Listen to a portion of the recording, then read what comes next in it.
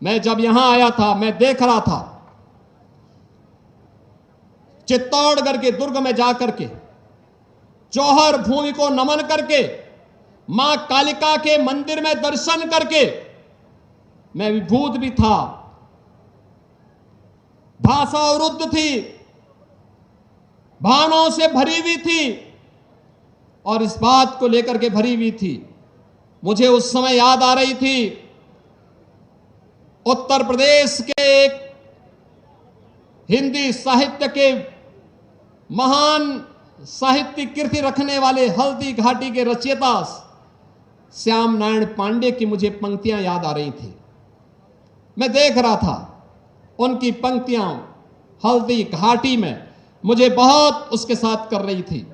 मैं चित्तौड़गढ़ को जब देख रहा था, इस वीर भूमि को जब मैं देखता हूं और मुझे याद आती है उनकी पंक्तियां कि यह एक लिंग का आसन है, इस पर न किसी का शासन है।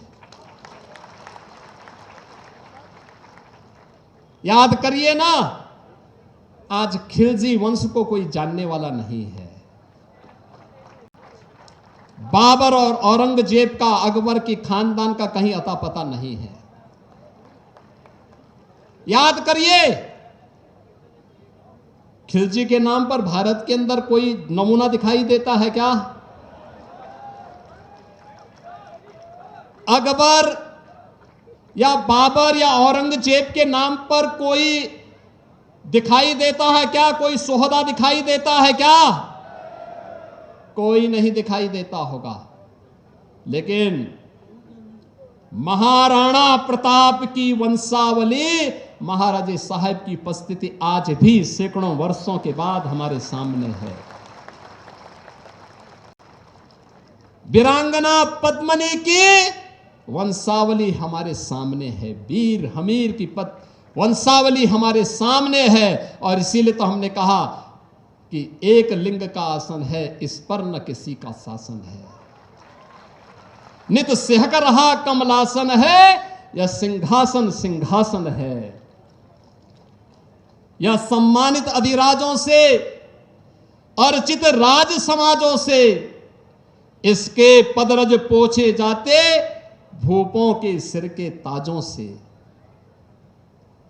इसकी रक्षा के लिए हुई कुर्बानी पर कुर्बानी है, और राणा तो इसकी रक्षा कर, या सिंहासन अभिमानी है।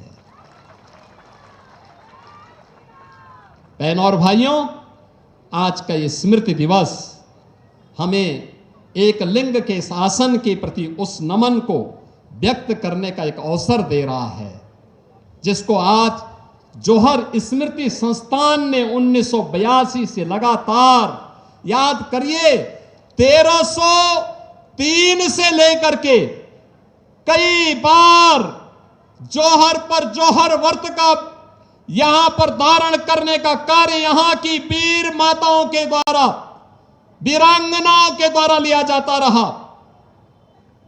लेकिन